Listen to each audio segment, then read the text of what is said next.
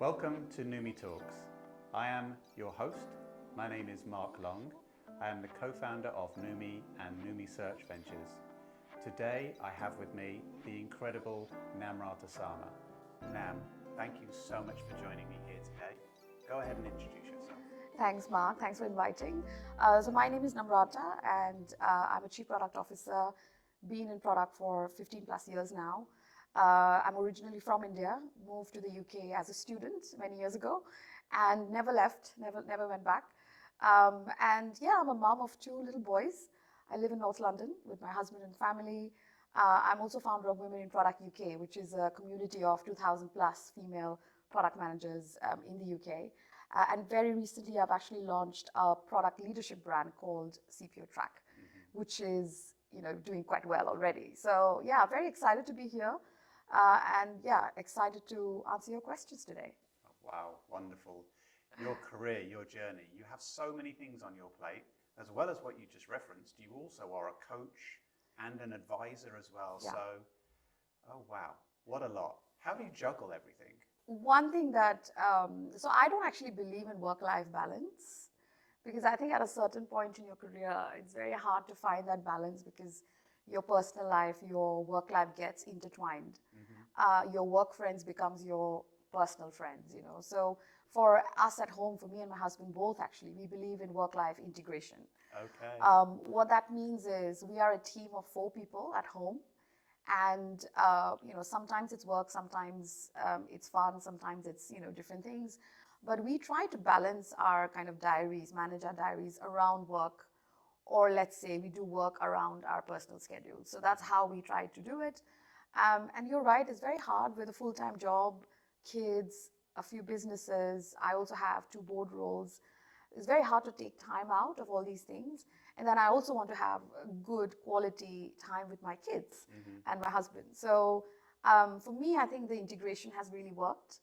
And I do delegate quite a lot. So I do outsource, do delegate a lot of things as much as I can. Yeah. It takes a village always. It's not just me. Maybe I'm the face behind it, in front of it. But actually behind that, there is an entire team of people who helps me in this journey.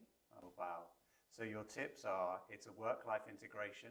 Yes. And it takes a village. Yes. I love that. Always. This is fabulous. Yeah. We recently co-hosted a Chief Product Officer event. Yeah. During which you launched your CPO track. Yeah. And I'm so impressed with your outwardly facing public speaking skills. Yeah. Is it a learned skill? Because there's a lot of people, me included, trembling knees, sweating, nervous, thinking, oh my God, I'm speaking in front of people. So for me, it's definitely a learned experience, learned skill. What is it for you? I think it can be learned. So it's one of the skills that actually can be learned. Malcolm Gladwell, who's one of my favorite authors, one of his most famous books is Outliers. And one of the chapters, he actually talks about the power of practice. Yeah. He says that, and he's done a lot of research on this, and he says that 10,000 hours of practice makes a skill perfect. Yeah. So that could be singing or dancing or speaking or whatever it is, And I somehow believe that I believe in that actually. I think practice does make one perfect, but also something that one should probably start when they're a bit younger. Yeah, okay, wonderful. Okay, 10,000 hours. I love that too. I love that too. So your career, very early on, I think it was in the States with Dell, and it was India with Wipro, and obviously, the UK, go London. Yeah. What has all of this global experiences taught you? So the global experiences were because of personal reasons, actually. So my first job was in Wipro Technologies. I was a graduate there, consultant, and proper IT, proper tech consultant. Best job of my life. Was it? Yes, and still the best job, I think. And I think your first job is always special. I feel you make special friends. My 2 best friends, 2 colleagues that time who I was very close to still are my best friends. We still have a WhatsApp group, just 3 of us. Do you? Yes, and we still chat all the time, and we 3 of us are in different countries now. Those early experiences, it does make you what you are today. So I think really grateful for that. And Dell, which was EMC Corporation that time, was my client actually at Wipro. Right. And that's the reason I went to the States and lived there for some time. and moved to UK mainly for personal reasons because I got married and my husband was working in BT that time in the UK. And we made a mutual decision, okay, I'm going to move to the UK. And at the same time, I did my MBA as well at Manchester. So we lived in Manchester for some time. So yeah, I think life has taken me to different places. But I think I've loved the global experience. Yeah. Met amazing people, made friends. I still have friends in Boston from my work days, back those times. I'm still in touch with my first manager, my first boss. She's also the first one who wishes me on my birthday, even now. Oh, that's so cute. So all those kind of very cute relationships, I think, that I formed early in my career still stays on. And I think that somehow, I think now where I am in a senior position, I think those experiences have definitely helped me as a leader. Does it help you with your mindset for operating more successfully in your job? Because you've got this like overarching worldwide view of things. Probably, because I don't have any biases. And I think that happens when you have a worldwide view, as you said, because I just have absolutely no biases in my head. I'm very focused on merit. When I hire people, I always say this to all my teams as well, that, we will hire people who deserve the job. We don't actually care what language they speak, where they are from, how they look like, what they, we don't care about those things. As long as the person has a good brain, can really add value to our company and our team, we will, hire them. So it's a very non-biased way of hiring people, which also really encourages inclusivity, I think.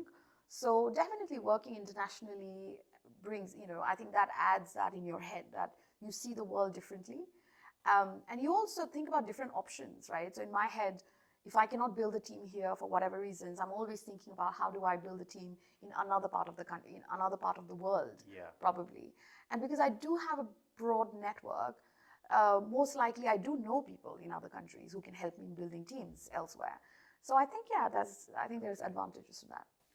Well, let's talk about inclusivity. Yeah. You have founded and are building Women in Product. Yes. I mean, thank you for letting me join your group. Thank you. But I'm a white guy, grey hair, age 50, so I'm not the stereotype. But here's the question. In your opinion, what can we as business leaders do to improve inclusivity in the workplace? That's a great question. I think, for Women in Product UK, first of all, it's growing very fast. Only this year I actually had the time to give, to actually think about it a bit seriously, because last year was really busy. The year before that was super busy as well. And I'm really overwhelmed with the success, with the kind of love that I get. I get so many DMs asking about the kind of questions you're asking me today.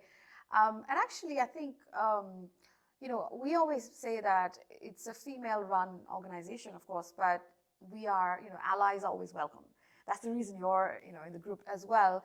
And I think as leaders, we have, a big role to play. Hiring, I think, where you guys obviously sit at the heart of it. Hiring diverse talent, being very inclusive about hiring practices, but also at the same time, building that pipeline of leaders is very important. Because you need equal number of men and women, people from different identities at all levels in the organization. It doesn't have to be just at the graduate level. It's very easy to kind of whip up a future leaders program, but then what happens to those future leaders after 5 years? Do they actually reach that executive role, or do they actually get stuck in middle management? So I think for an organization, it's very important to look into diversity in every single level, not just in the junior or the mid levels. And again, giving opportunities that are equal for all. Networks like this, I think most of us, we form networks through schools, universities, just our personal networks, right? But then if you don't have any of these things, where do you go for a network? So I think that's where Women in Product comes into play. Because if you're a new, female product manager, let's say, who moved from another country to here, and you have no clue where to start, how do you start your career in the UK? Women in Product is a great network where you can join and you can make, immediately get access to a few thousand people, including recruiters like yourself and employers, who can actually give them the next job. So I think we are trying to create a platform that people can use and build those networks that they've never had before. Yeah, that's fantastic. I love to hear that. Keep doing that. Thank you. Keep doing that. And with your career, you are growing year after year. What advice then would you give? Because you've reached the C-suite Yeah. and you operate as a chief product Yeah. officer. What's the advice that you would give to an aspiring chief product officer? One of those product people that you know are great, you know they're on their journey. What advice would you give to them to help them to reach that level? Don't be afraid to take on more responsibilities. Because, when I was in kind of middle management or even junior levels, I was so hungry for more that I would literally ask for more all the time. Mm-hmm. So if somebody, let's say, if my boss would say to me that, this function is not working or it's dysfunctional, Nam, can you fix it? I would always say yes, even if I don't really know how to fix it, but I'll try. But that can-do attitude, I think, has helped me a lot in progressing. And I have progressed quite fast. Yeah. So I'm pretty hungry, high capacity. I always want more. Now, believe it or not, I have not seen that many people in my career who has that drive. A lot of people are very happy doing what they do day to day. Yeah. They don't actually want to do more. They don't want to stretch themselves. They don't want to take on more. And I feel like the fear factor is more than the excitement factor, So for me, the fear factor is almost null. It's more of the excitement factor in me, right? So I think my advice is if you're an up-and-coming, product leader, try to see what more you can take on in the company, especially if you're in a startup scale-up environment, because those organizations are more fluid than a large, organization. What that means is actually it gives you opportunity to grow more, right? Yeah. So I would say do that. And the second thing is, just grow your commercial acumen. Because I think product, especially in the UK, has become very technical discipline. It's a lot of managing Scrum teams and agile delivery and things like that. It's fine. I mean, delivery is obviously part of your job as well, but think also about how does the business make money? What's the cost of acquisition? What's the EBITDA of this organization? What's the runway for this company if I'm in a startup? Like, try asking those difficult questions to your, seniors, and try to be commercially aware. So my advice would be that as well, like build your commercial skills, commercial acumen, because that will take you to the next level. So your advice is energy and drive. Yeah. Ask for more. And consume commercial information to build up that kind of like MBA experience. Okay, wonderful. All right. Moving on, right? So you've achieved C-suite as in Chief Product Officer. Yeah. And there's a lot of CPOs and CTOs and other people in that executive panel aspiring to be CEOs. Yeah. So can I ask the same question? How do you go to the CEO? What's the gap? I think it's quite funny because tomorrow morning, early morning, actually, I'm chairing a panel on this topic at the CPO Summit. And it's a fascinating topic. It's not talked about much. No. So that's why I'm bringing it up, out there. I think it's pretty disappointing, but I don't see that many CPOs becoming CEOs. No. At least not in the UK. Maybe more in the US, but not here. And I'd love that metric to be turned completely in the next kind of 5 years' time, let's say. There should be more and more CPOs moving on to the CEO role. It should not be only the chief commercial officers and, people who actually own the P&L and, things like that. So I think the CPO role will probably change anyway in the next few years' time. For me personally, I do see myself as a CEO in the next few years' time. And I'm working towards it. I've only been a CPO twice now. So maybe I might have to do this role again for another time, or maybe 2 more times, or at least once. And then kind of, upgrade myself to the CEO level. But what I'm doing quite consciously is that, both my CPO roles have been very different. My first CPO role was a traditional CPO role where I was responsible for product, data, design, and a few other bits and bobs. But the current one, this is very broad, where I also look after CRM, I look after market research insights, I look after growth community and things like that. So it's a little different from the previous one. And the next role, hopefully, would be even broader. So I'm trying to kind of making my remit more and more broad. Okay. Because I think at a CEO level, you have to be an exceptional generalist. So I don't think the most successful CEOs are the best salespeople. That's not true. The most successful CEOs are people who are highly empathetic, who understand the market, they understand what investors want from them, they understand their customers, and they are also growth minded. You know, they know where the company needs to go in the next 5 or 10 years time, and they have the skill and the drive to kind of you know, take the company to the next level. So you have to be a generalist, but a very good generalist. So for me, again, for product people in general, we are such good specialists, right? So now, from becoming the top, like shit hot specialist, how do you become a great generalist? So that's a big leap. Yeah. And that's something that will take time, takes a few years, I would say. So, you know, at this point in my career, I'm definitely working towards that. And I'm hoping, you know, in the next few years' time, I'm ready for that role. I'm sure you will achieve that, because you have this drive and you're always thinking the job after the job. Yeah. What's next? Like 2 years, 5 years, as you said. And also part of a great leader in business is one that can identify a great team, that can identify great talent, that can help people on their journey. Let's just start at the beginning of that journey, identifying talent. You've interviewed hundreds of people, probably a lot of people. Is there such thing in your mind as a killer interview question? Just talk me through that process. Well, I'm a tough recruiter, you know that. I know, I've worked with you.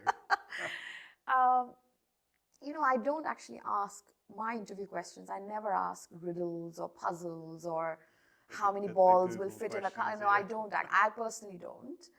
I don't actually enjoy those questions myself, to be honest, and that's why I don't ask those questions either. I ask simple questions. I obviously test people on the technical skills, like the actual product skills, but I also try to understand their aspirations. Because I think managing a team, you're not just managing people, you're managing careers. You know, so if I have a team of 10 people, it's not 10 people, it's actually 10 careers who I'm managing. So I think as their manager, I think it's my duty to also think about their aspirations and care about their aspirations, right? So for me, it's very important to understand what they aspire to become in the next few years' time, and how can I help this person in achieving those goals, you know? So I always ask people, it's a traditional question, but I do like this question. I ask them where do they see themselves in the next kind of 3 to 5 years' time. Okay. I have been asked this question many times in my career, especially early career. And I always had some sort of an answer ready, even though it wasn't a concrete answer, but I had something, a certain roadmap, you know, in my head about my career. So it makes me quite happy when I ask this question and people come to me with their goals and aspirations. You know, it just makes me feel like this person has dreams. Yeah. And I love people who have dreams, because I think dreamers, you know, it's different type of. I'm a dreamer myself, so I like dreamers. I understand what's going on in their psyche. And I feel like people who are motivated to achieve certain things, they work hard to achieve those things.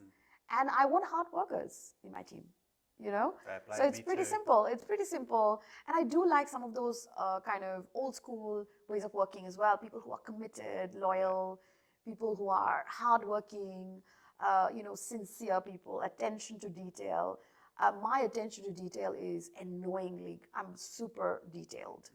I would see everything. Like, I would see the typos, I would see the grammatical errors, I would see if a period is missing, you know, those kind of things, right? So I like people who have that attention to detail, and especially for product, I think it's very important. Yeah. So yeah, there's a bunch of things that I see in a person. So you heard it here.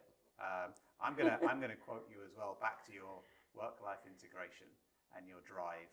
And obviously that's really meaningful when you're looking at people that you will be helping on their careers. I really love that lens that you had, that you're seeing careers and you're helping dreams come true. It's really nice now. Thank you. That's really nice. Let's just distill it a little bit more. Yeah.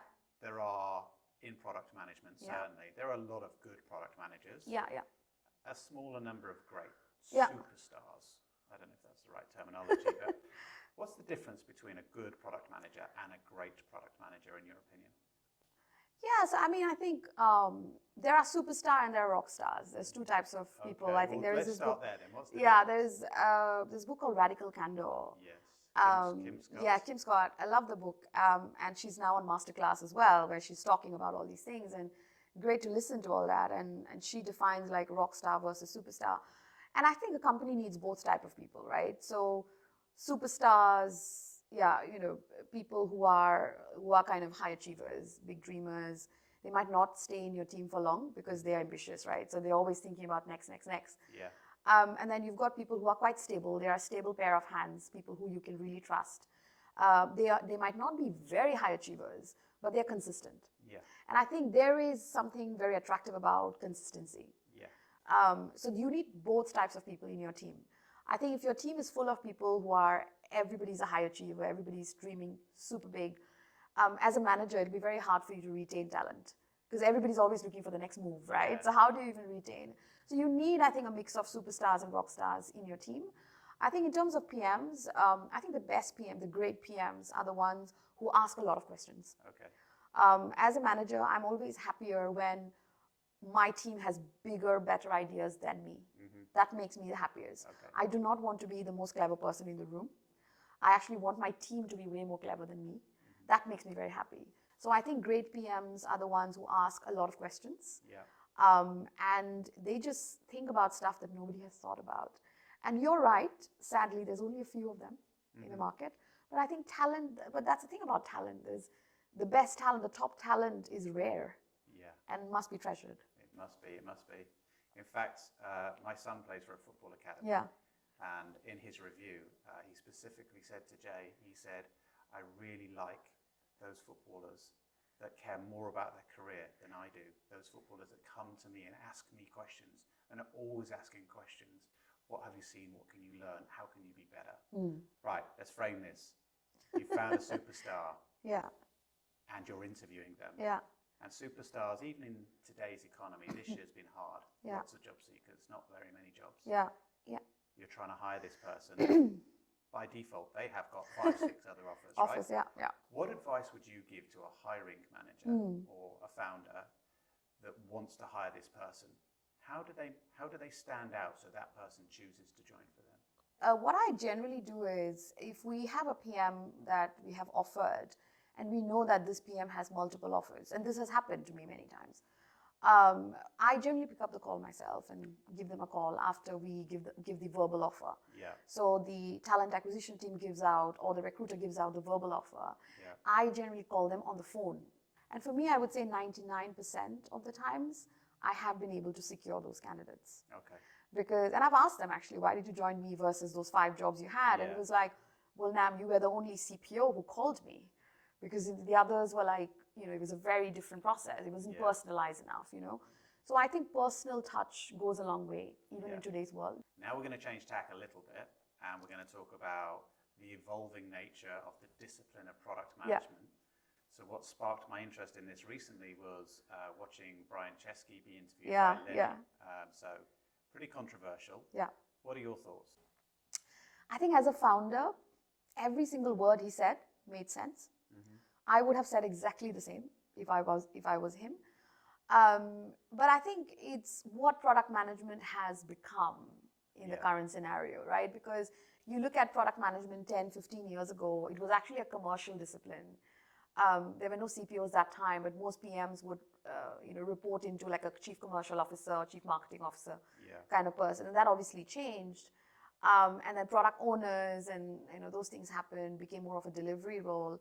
And I think now product management is still kind of evolving somewhere between a tech role versus a more kind of commercial role. My kind of take on this is, I think in the next few years' time, and we're seeing this happen in some countries already, I think product leadership will become more of a GM role. Okay. I think more and more product leaders will be given P&L responsibility, which I think is a good thing. Yeah. So what that means though is, if you're a more technical focused product leader, I think it's time for you to choose where you want to go next. So do you want to continue with more of a tech kind of role in your as a product leader, or do you want to go more into generalist kind of general management role, P&L responsibility? Because let's be honest, everybody does not want to manage a P&L. No. Everyone does not enjoy corporate finance and stuff like that, right? So, but I think the product leadership role will change more into a GM role in the future, which actually goes back to our earlier question about CEO role. Yeah. I think once you become a GM type of person, actually that makes it much easier for you to jump into a CEO role in a few years' time, you know? Yeah. So I think it's a good thing, actually, Yeah. that's happening. But it does mean that skills will need to change a little bit. Sure. Or some people might need to upskill or reskill into Sure. different directions. Sure. Yeah. I hear you. From what I saw, and we've had a Yeah. conversation about this Yeah. already as well. From my lens, running Numi, we interview people all day, helping them on their career journeys. Yeah. But 20 years ago, Yeah. when we started talking about product, in fact, probably what was it, 2008, 2009, so maybe not 20 years Yeah. ago, we were asked by some customers Yeah. when hiring product people not to hire product marketeers from telcos like Nokia. Yeah. We Yeah. don't want those people. We want these cool kids Yeah. from a technology background Yeah, who are yeah. solving technology challenges. And so that evolution from sales and marketing into technology, Yeah. and now it's like the pendulum's shifting somewhere back in the Yeah. middle now. So I agree with you about the commercialization, Yeah. go-to-market, the revenue, all of those aspects Yeah. of building a company, Yeah. and the product is responsible behind that company. Yeah, Will make perfect sense. exactly, and I've been through that journey, and I think this is where you and I probably first spoke many years ago in 2014, 2015, that Yeah. time, because I was working in a media company. It was a commercial PM role, actually. Yeah. So I was a commercial product manager, whatever that means. Yeah. B2B, so I had to be commercial because, of course, it's a SaaS business. And actually, my first kind of cool PM role was in Babylon Health, which was a more tech-focused, PM role. And actually, I come from a computer science background, so it was not hard for me to move away from being a commercial PM to a PM, you know. But that was the first time where, Babylon Health was my first kind of very tech-focused product role. And hyperscaler. Hyperscale, of course, it was, amazing, I would Yeah. say. Again, one of the best companies I've worked with, probably that time at least. But, before that, all my roles were like more kind of enterprise or mid-size, B2B, commercial PM work, lots of work with chief commercial officers. I've actually reported to chief commercial officers as Right, well. okay, yeah. So I came from that world, and then I moved into like more of a tech kind of world. And I think it's quite fascinating how things change, because now it looks like we are kind of moving back a little bit to the commercial PM Yeah. type of roles, which, again, not a bad thing. I think everybody has a place in the market because there's lots of companies and lots of hiring hopefully will happen next year. I think it's all about the person to decide what really excites you. Do you want to, move more towards a tech role and continue doing that? Or do you want to move more towards commercial roles? Yeah. So it's really a choice. Yeah, okay. Now, this has been fantastic. So many insights. Thank you so much for spending your time with me today. Thank you so much, Mark. The pleasure is all mine. And as usual, the questions were phenomenal. Oh, wonderful. Okay, and thank you for staying with us today. This has been another episode of Numi Talks. Stay tuned. We have loads more episodes on their way.